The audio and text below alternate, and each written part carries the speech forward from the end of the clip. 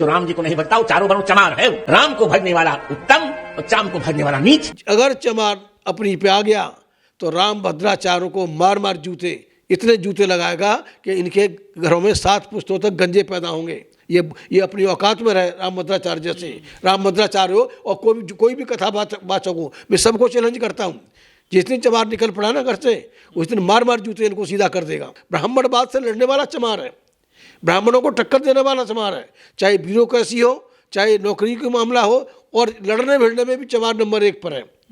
और अगर इस देश के चमार और भंगी इकट्ठे हो गए तो राम भद्राचार्य क्या है, जितने भी साधु संत हैं ना, या तो समुद्र में डूबेंगे या इस देश को छोड़ के भागते हुए नजर आएंगे। इनको पता नहीं है कि जिस दिन चमार अपनी पा गया तो राम भद्राचार्य उसके जो भी है ना, औलाद है कि नहीं है, क्या है क्या नहीं है, ये सो काल्ड सवर्ण है, ये यहाँ से इस देश से भागते हुए नजर आएंगे। और ब्राह्मणों की तादाद इस देश में 2.5% है।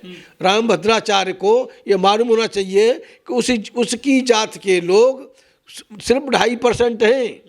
अगर मतलब 18% चमार अगर इनके ऊपर गिर गया तो इनका पेशाब निकल जाएगा और इनकी जान के नाले पड़ जाएंगे। इसलिए राम भद्राचार्य को औकात में रहना चाहिए, राम भद्राचार्य जैसों को औकात में लेना चाहिए। चमार मामूली नहीं है, चमार अपनी पे आ गया तो यहाँ कुछ बचेगा नहीं।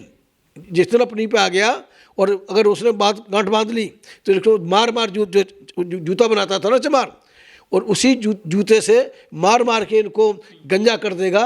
इतना गंजा करेगा कि आने वाले समय में इनके घरों में गंजे पैदा होंगे।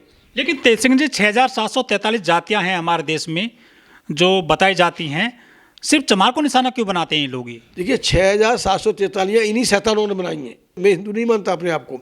तथाकथित हिंदुओं की सबसे बड़ी कास्ट, नंबर 1 की कास्ट, और नंबर 1 से तो हर कोई घबराता है।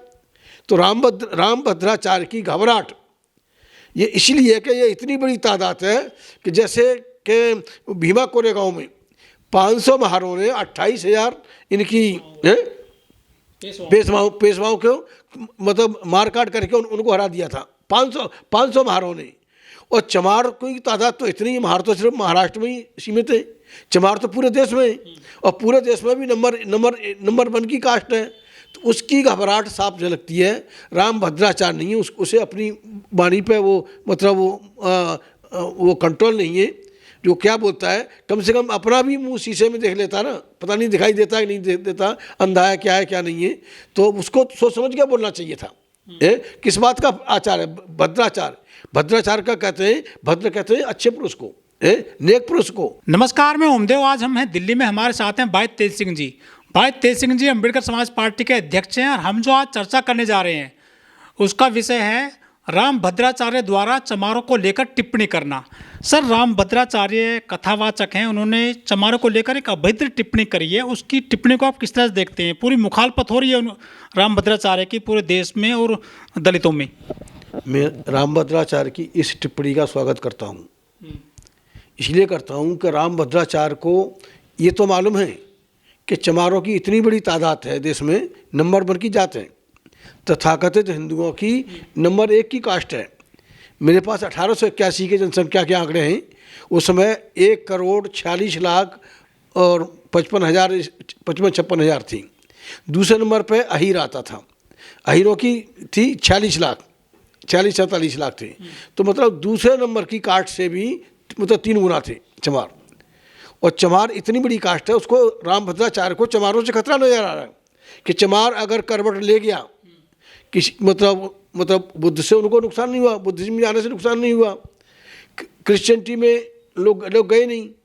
अगर कहीं ये चमार जिनकी आबादी कम से कम 16-17% है, इसमें सबसे बड़ी जात है हिंदुओं में, तथाकथित हिंदुओं में। हिंदू हैं? मानता आप हिंदू हैं जो चमार है? नहीं, हिंदू एज पर कॉन्स्टिट्यूशन की जो आर्टिकल 340 बने उसके अनुसार तो हिंदू हैं, संविधान के अनुसार हिंदू हैं। जो आर्टिकल 341 में मैं स्पष्ट कर दूं कि नेहरू की बदमाशी से एक 10 अगस्त 1950 को एक प्रेसिडेंशियल ऑर्डर इशू हुआ कि जो कास्ट अपने आप को हिंदू मानेगी उसे ही शेड्यूल कास्ट का लाभ मिलेगा, 342 में शेड्यूल टाइप का लाभ मिलेगा।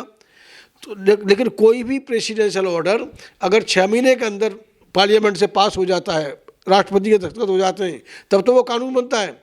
वो आज तक नहीं पास हुआ, सुप्रीम कोर्ट में भी मामला लटका हुआ है, कोई जजमेंट नहीं आ रहा कि नेहरू की कैबिनेट ने बदमाशी से उसे आर्टिकल 341 342 कर दिया, उसके हिसाब से मतलब हम लोगों को जबरन का मतलब हिंदुत्व के खूंटे से बांध दिया नेहरू ने।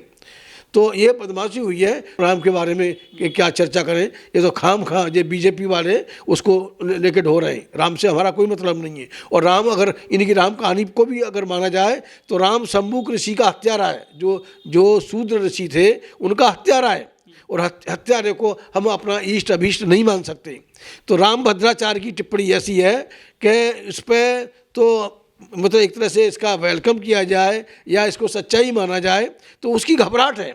लेकिन तेज सिंह जी, एक संत बताए जाते हैं, कथा करते हैं, क्या एक संत की और एक महाराज की, एक गुरु भी हैं, ये मोदी जी इनके चरणों में चले जाते हैं, कई बार हाथ जोड़ते हैं इनके जाते हैं, तो ऐसी भाषा हो सकती है क्या? जाति विशेष को इतनी नीच बताता है ये अपनी कथा में? नहीं, जो नीच खुद नीच है।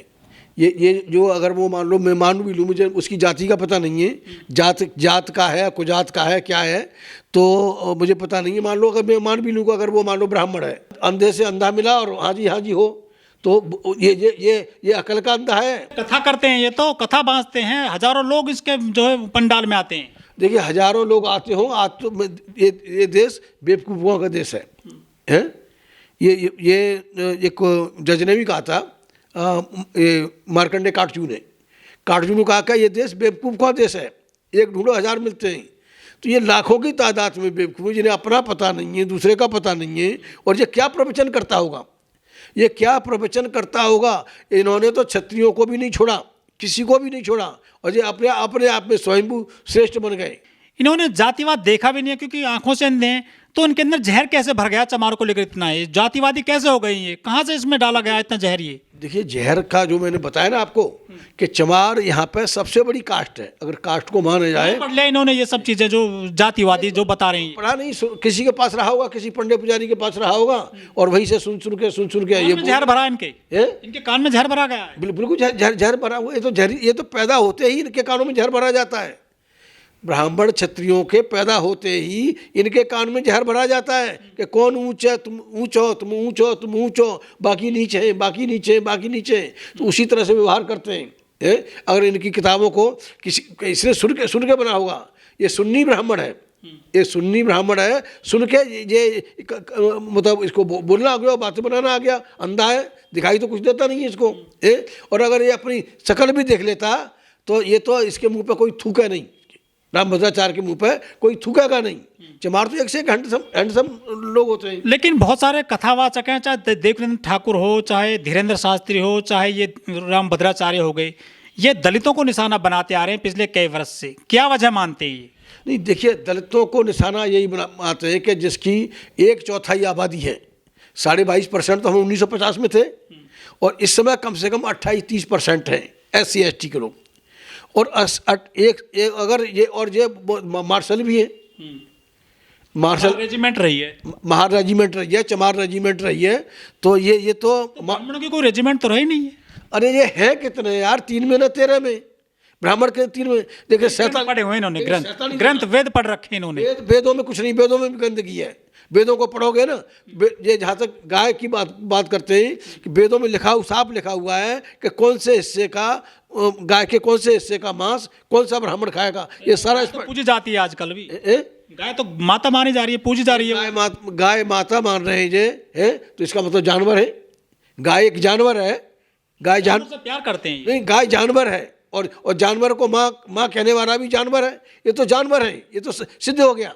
अभी एक मैंने कहीं पढ़ रहा था कि गाय को राष्ट्र माता घोषित करो, और राष्ट्र माता गाय को घोषित कर दो, और राष्ट्रपिता इनका गांधी था, और गांधी और गाय का संबंध इसका मतलब साफ जाहिर होता। ये सारी किताबें इनकी निरर्थक हैं।